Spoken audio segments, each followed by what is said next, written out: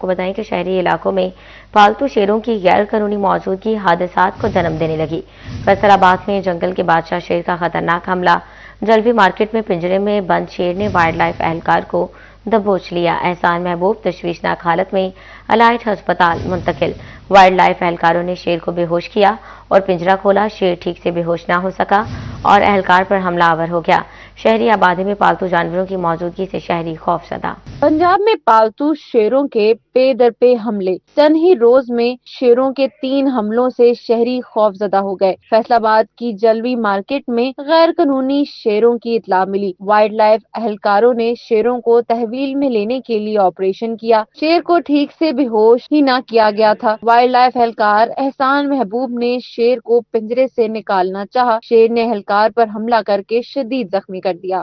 Wild life اہلکار نے بغیر حفاظت اقدامات کے شیر کو باہر نکالنے کی کوشش کی۔ اب دیکھنا یہ ہے کہ حکام پالتو شیر کے حملے کے بعد کیا ایکشن لیتے ہیں۔ دوسری طرف شہری علاقوں میں شیروں کی موجودگی سے عوام خوف میں مبتلا ہو گئی۔ کیمرہ ٹیم کے ساتھ مریم رضا، سٹی 41، فیصل آباد۔ فیصل آباد کے نوبہتہ نوجوان کے لیے شمالی علاقہ جات کی سیاحت کا شوق موت کا سامان بن گیا۔ سایہ والا کا سمر واصف شادی کے بعد اہلیہ کے ساتھ سیر و تفریح کے لیے ناظرن ایریا گیا۔ گیس لیکیج کے باعث ہوٹل کے کمرے میں بے ہوش پایا گیا۔ ہسپتال پہنچ کر دم توڑ گیا۔ اہل خانہ شدت غم سے نڈھال، علاقے کی فضا بھی سوگوار۔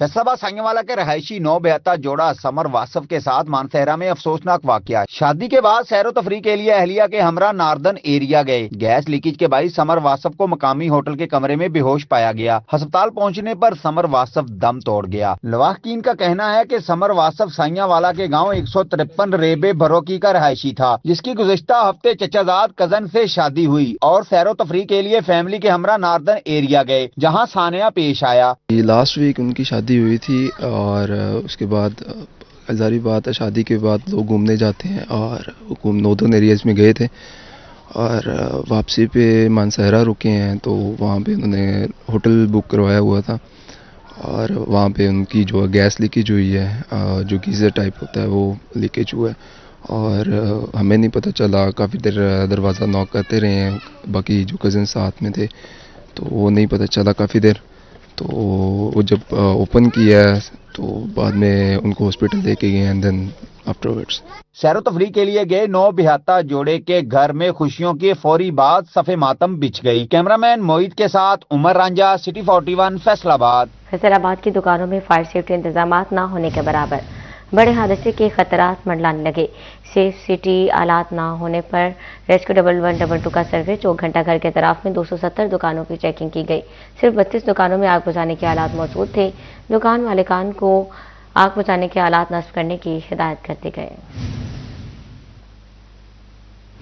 فیصل آباد پولیس پتنگ بازوں کے خلاف سرگرم، ایک بھی پتنگ نہ اڑ دینے کا عزم۔ دوربین اور سیف سٹی کیمروں کی مدد سے پتنگ اڑانے والوں کی پکڑ دھکڑ جاری ہے۔ ایس ایس پی آپریشن فرقان بلال کا کہنا ہے کہ قیمتی جانوں سے کھیلنے والے پتنگ باز کسی رعایت کے مستحق نہیں ہیں۔ فیصل آباد میں پتنگ بازی روکنے کے لیے پولیس نے کمر کس لی ہے۔ ایس ایس پی آپریشن فرقان بلال بھاری نفری کے ہمراہ سڑکوں پر موجود رہے۔ دوربین اور سیف سٹی کیمروں کی مدد سے پتنگ بازوں کی پکڑ دھکڑ کی گئی۔ افسران اور اہلکاروں کی چھٹیاں منسوخ کر دی گئیں۔ فیصل آباد پولیس کا ایک بھی پتنگ نہ اڑنے دینے کا عزم کا اظہار۔ ایس ایس پی آپریشن فرقان بلال کا کہنا تھا کہ قیمتی جانوں سے کھیلنے والے پتنگ باز کسی رعایت کے مستحق نہیں۔ آج صبح سے 10 بجے سے ہمارے تقریباً 1592 کے قریب جو جوان ہیں، جو جوڈیشل کی نفری ہے، تمام جو مضافات کے ایس ایچ اوز تھے وہ بھی اپنی نفری کے ساتھ اس وقت سٹیز میں آگے 9 پوائنٹس ہیں جو کہ ہم نے آئیڈینٹیفائی کیے ہیں اور اس کے اندر اس وقت ایلیٹ کی ساری گاڑیاں ہمارے ایس ایچ اوز اور پیدل مارچ کر رہے، سارے پیدل مارچ کر رہے تاکہ اس کا امپیکٹ بھی آئے، آگاہی بھی آئے۔ اس کے علاوہ میڈیا کے توسط سے کمپین چلائی جا رہی ہے، مساجد میں اعلان کرایا جا رہا ہے، امن کمیٹی کے ذریعے ہم نے اس کو کیا ہے کہ اس پہ اگر کوئی بندہ اب پتنگ اڑائے گا تو ایف آئی آر ہوگی۔ فیصل آباد پولیس نے 24 گھنٹوں میں 50 سے زائد پتنگ بازی کے مقدمات درج کیے۔ کیمرہ مین وحید محمود کے ساتھ طیب مقبول، سٹی 41، فیصل آباد۔ آگے بڑھیں، آپ کو بتائیں کہ احمد پور سیال میں آٹے کی قیمتوں کو ایک بار پھر دم لگ گیا۔ دام 5000 روپے فی من کی بلند ترین سطح پر پہنچ گئے۔ 125 روپے کلو بکنے لگا۔ آٹا غریب دہاڑی دار طبقے की क़ुव्वत खरीद से बाहर हो गया। शहरियों ने आटे की कीमतों में कमी का मुतालबा कर दिया। 110 रुपए फी किलोग्राम के हिसाब से बिकने वाला आटा महंगा होकर 125 रुपए किलो में बिकने लगा। गरीब और दिहाड़ीदार तबका परेशान, आटा क़ुव्वत खरीद से बाहर हो गया। शहरी कहते हैं कि रोटी इंसान की बुनियादी ग़िज़ाई ज़रूरत है। 700 या 1000 रुपए दिहाड़ी कमाने वाला मजदूर आटा कहां से खरीदे? गरीब खाएगा नहीं तो जिंदा कैसे रहेगा? शहरियों ने आटे में कीमतों में कमी का मुतालबा कर दिया।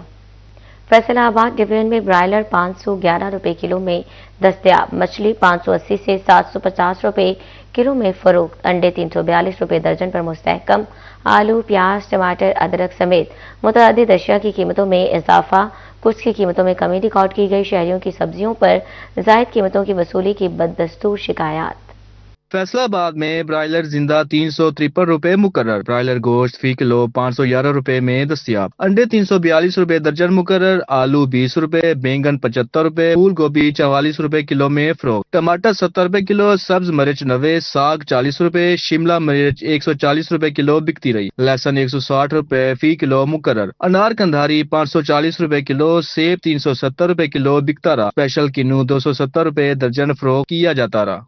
जंग में 7 रोज में चिकन की कीमत में 50 रुपए कमी, मछली का गो 580 रुपए से 750 रुपए पर मुस्तहकम, फार्मी अंडे 2 रुपए महंगे 342 रुपए दर्जन हो गए, नए आलू 2, प्याज 10, टमाटर 15 और अदरक की कीमत में 20 रुपए कमी। एक हफ्ते में मटर 10, फूल गोभी 15 रुपए सस्ती हुई, बैंगन 10 और लीमू 15 रुपए महंगे हुए, अमरूद 120, सेब गोल्डन 220 और काला कोलू 400 रुपए किलो में फरोख्त, फ्रूटर 180 रुपए दर्जन तक बिकते रहे, अनार कंधारी 550, मार्केट में 700 फी किलो तक दस्तयाब, लहसुन चाइना 440, मार्केट में 500 रुपए मिलता रहा, अदरक 20 रुपए कमी से 280, मार्केट में 350 रुपए किलो दस्तयाब, बैंगन 10 रुपए इजाफे से 70, मार्केट में 90 रुपए, फूल गोभी 15 रुपए कमी से 35, मार्केट में 50 रुपए किलो मिलती रही, सब्ज मिर्च 85, मार्केट में 100 रुपए बिकती रही, मटर 10 रुपए सस्ते 80 रुपए किलो में फरोख्त। 7 दिन में सेब काला कोलू 370, मार्केट में 400, सेब गोल्डन 220, मार्केट में 300 रुपए किलो बेचा जाता रहा, ग्रेप फ्रूट 380, मार्केट में 500 रुपए में मुयसर, खजूर ईरानी 510 रुपए पर बरकरार। अक्टूबर टेक संघ में एक हफ्ते के दौरान आलू, प्याज, टमाटर, अदरक और बंद गोभी की कीमत में कमी रिकॉर्ड, प्याज की कीमत में 8 रुपए कमी के बाद 40 रुपए और टमाटर की कीमत 10 रुपए कमी के बाद 70 रुपए मुकर्रर, लहसुन की कीमत 10 रुपए इजाफे के बाद 450 रुपए किलो पर पहुंच गई, सब्ज मिर्च लीमू 80, अदरक 280 और सेब केला कोलू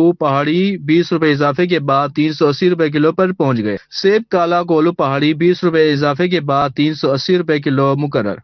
न्यूयॉर्क में एक हफ्ते के दौरान आलू, प्याज और टमाटर की कीमतों में कमी, लहसुन की कीमत 10 रुपए और सब्ज मिर्च 5 रुपए फी किलो इजाफा, आलू 2 रुपए सस्ता 18 रुपए मार्केट में 20 और रुपए में फरोख्त, प्याज 10 रुपए सस्ता 35 रुपए मार्केट 40 से 50 रुपए में दस्तयाब, टमाटर 12 रुपए कमी 68 रुपए मार्केट में 100 रुपए किलो बिकता रहा, सब्ज मिर्च 5 रुपए इजाफे के साथ 90 रुपए किलो तक फरोख्त, फूल गोभी 6 रुपए इजाफे के साथ 34 रुपए किलो मिलती रही, बंद गोभी 35, शिमला मिर्च 140, करेला 95 रुपए तक दस्तयाब। अहमदपुर सियाल में 7 रोज के दौरान फलों, सब्जियों और चिकन के निर्खों में उतार चढ़ाव रहा, आटा 100, मटर 80, प्याज 60, गोभी 50, गाजर, मूली और शलजम 40 रुपए किलो फरोख्त हुए, बैंगन 60, सब्ज मिर्च 100, अदरक 400 और शिमला मिर्च 150 रुपए किलो बिकती रही, सेब 400 और माल्टा 120 रुपए किलो, जबकि केला 150 दर्जन में बिकने लगा। फैसलाबाद सूबाई हुकूमत की मलकियती अमलाक का मसला बरकरार, दुकानों और प्रॉपर्टीज की नीलामी का मसला